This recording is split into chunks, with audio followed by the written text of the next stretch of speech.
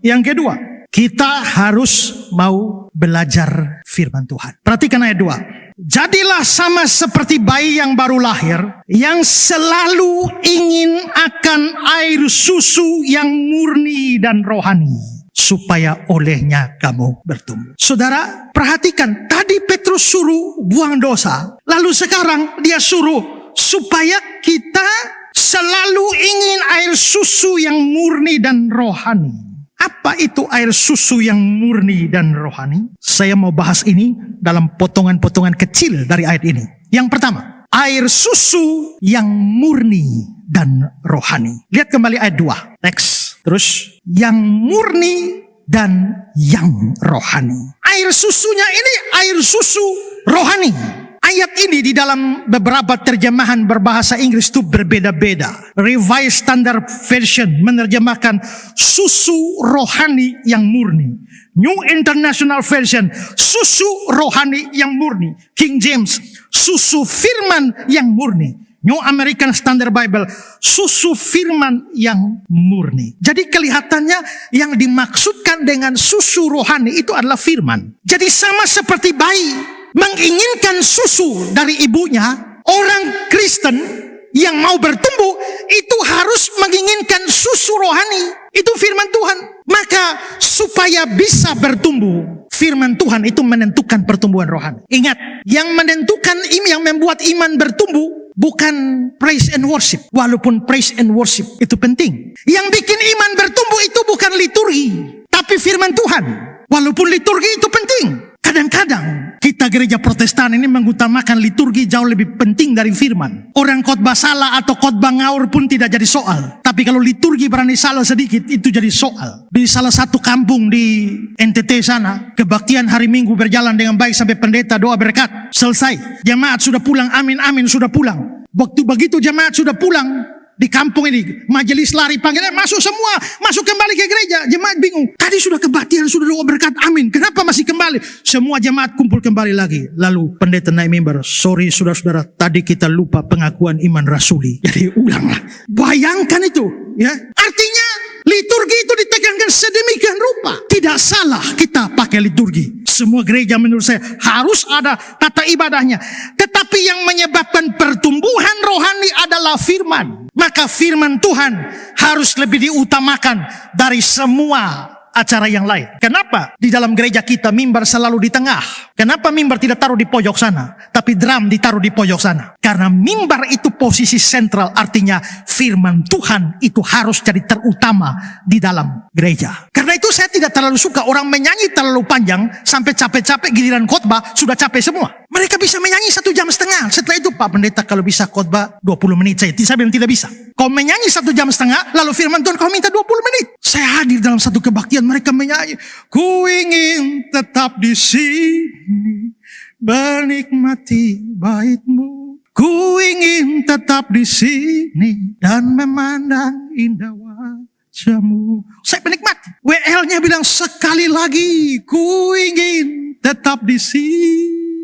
Selesai. WL bilang lebih sungguh-sungguh sekali lagi, ku ingin tetap di sini. Oh saudara-saudara, sekali lagi. Saya hitung, ku ingin tetap di sini 1, 2, sampai 12 kali. Sudah 12 kali lagi. WL-nya masih bilang, sekali lagi ku ingin tetap di sini. Dalam hati saya bilang, saya sudah tidak ingin di sini lagi. Menyanyi itu penting, perlu. Tapi jangan ditekankan lebih daripada firman. Karena susu rohani itu firman. Firman itu penting, terpenting. Kalau yang kurang penting ditekankan terlalu berlebih-lebihan, maka yang penting biasanya tergeser. Oke, saudara pernah nonton tinju? Ronde 1, ronde 2. Di antara ronde 1 dan ronde 2 waktu petinju istirahat ada apa? Ada apa di atas panggung? Antar ronde. Ada perempuan cantik bukan?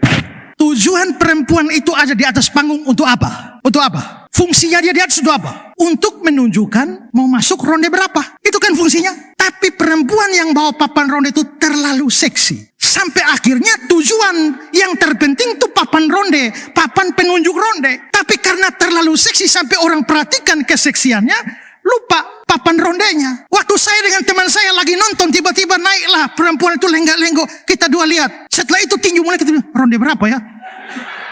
Saya juga tidak tahu. Bagaimana kita dua tidak tahu padahal kita mata ada melotot? Artinya sebenarnya yang paling penting itu papan rondenya. Tapi ternyata gayanya itu lebih ditekankan, maka papan rondenya jadi lupa. Yang terpenting adalah firman, karena firman susu rohani yang bikin pertumbuhan. Tapi kalau banyak hal diutamakan lebih dari firman, kita tidak bertumbuh. Mau bertumbuh, firman. Maka gereja yang bertumbuh harus sungguh-sungguh beritakan firman. Saudara secara pribadi mau bertumbuh, harus rajin belajar firman Tuhan. Sekarang ini hampir tidak ada orang yang tiada hari tanpa TikTok, tiada hari tanpa IG, tiada hari tanpa snack, tiada hari tanpa Facebook, tanpa YouTube. Tapi bisa berhari-hari, berbulan-bulan tanpa firman. Mau bertumbuh bagaimana? Kedua, murni. Perhatikan ayat 2. Air susu yang murni. Murni artinya air susu itu adalah firman. Tapi firman yang murni. Murni artinya tidak bercampur dengan kesalahan. Ini berarti bahwa firman yang bikin orang bertumbuh itu firman yang sejati, firman yang murni, yang tidak dicampur dengan segala macam hal yang membuat kemurnian firman itu menjadi tercemar. Hari ini ada banyak orang bicara firman, ya, tapi firmannya tidak lagi murni. Itu seperti kasih susu, tapi tidak lagi susu murni, sudah dicampur air. Susunya 1 sendok, airnya 1 ember. Bagaimana mendapatkan susu yang murni? Banyak orang hari ini beritakan firman, tapi firmannya sudah ditambah dengan ini itu yang membuat firmannya akhirnya menjadi tidak murni. Salah satu hal itu adalah misalnya lelucon. Saya juga tidak anti kalau orang berbicara yang lucu waktu dengar khotbah, lalu ketawa seperti tadi saya bikin saudara ketawa juga.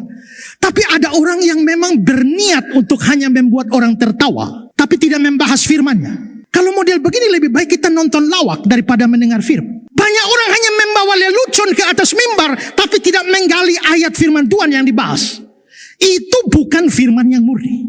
Ada yang bawa begitu banyak lelucon, begitu banyak cerita, kesaksian.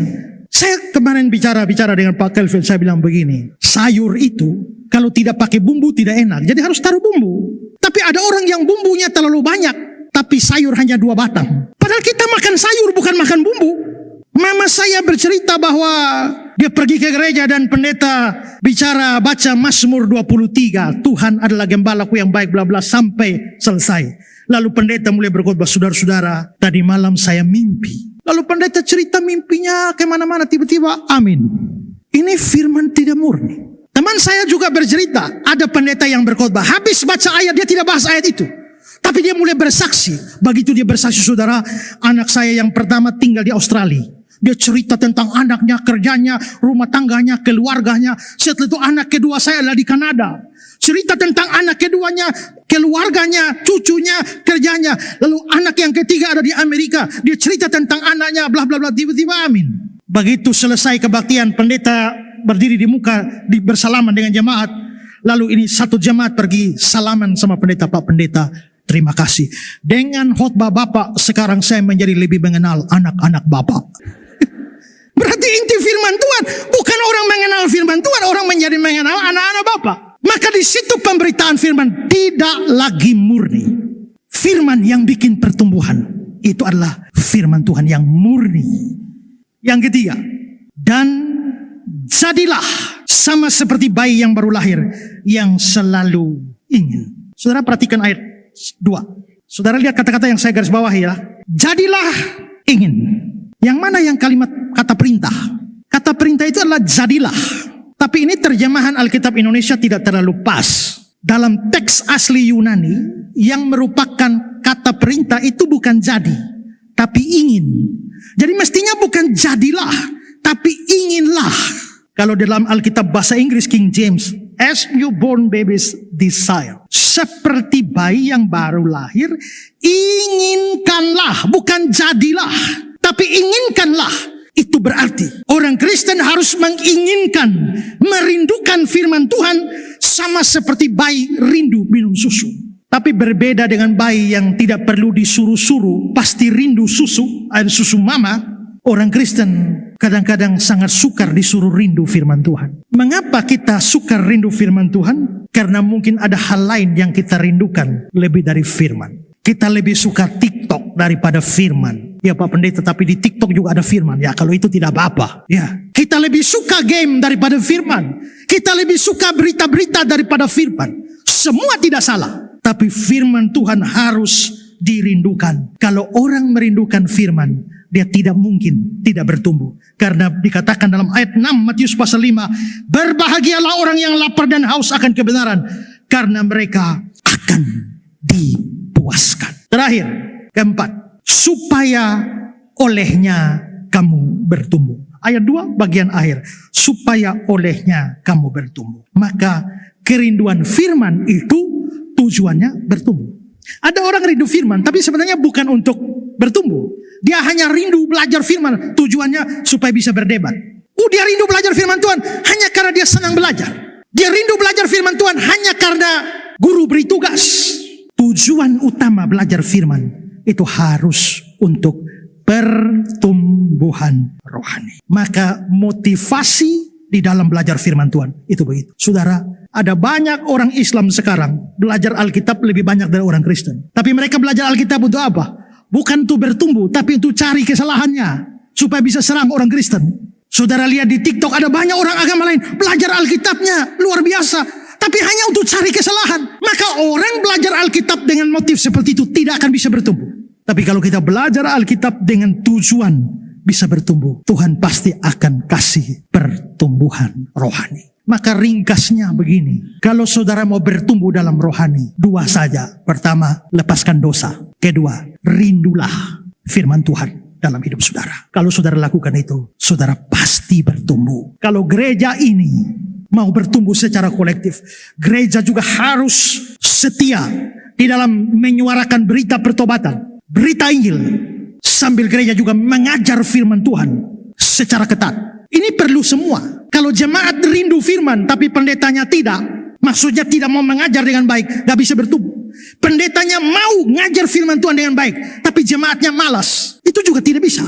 Kalau kita bicara tentang pertumbuhan bersama-sama, pendeta, pengajar, majelis harus mau mengajar firman Tuhan sungguh-sungguh. Tapi pada saat yang jemaat juga harus punya kerinduan belajar firman Tuhan. Tandanya apa kalau jemaat rindu belajar firman? Kalau ada kelas pelajaran Alkitab, pasti mau datang. Kalau ada seminar, pasti mau datang. Begitu Ibu Pendeta ya. Ya. Ada acara di mana saja yang bisa belajar firman Tuhan, mendalami Alkitab, pasti rindu. Walaupun harus hati-hati. Tidak semua firman Tuhan murni. Karena banyak juga penyesatan di YouTube, di TikTok, dan lain sebagainya. Carilah firman Tuhan yang murni. Olehnya, kamu bertumbuh dan beroleh keselamatan. Selamat bertumbuh. Amin.